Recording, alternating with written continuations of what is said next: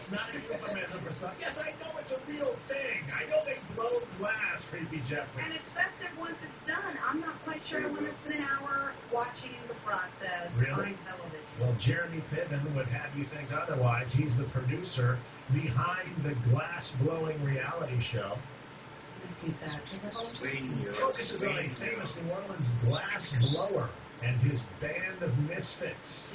Blowing glass? As a society, can't we all agree that not every profession deserves to have its own reality show? I don't care how many misfits you have. Like a tattoo shop. If you go into a tattoo shop, there's some pretty interesting characters in almost every tattoo shop I've ever been in. And it would be great to see their lives at the shop and behind the scenes. The two dudes in Jersey who make the motorcycles. It's sort of fascinating that's cool. to watch them build new bikes and take home. Have you ever been around dudes blowing glass? It is amazing.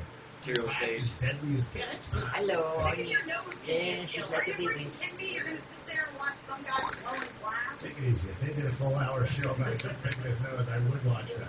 I don't know if I'd watch it more than once. Oh, interesting.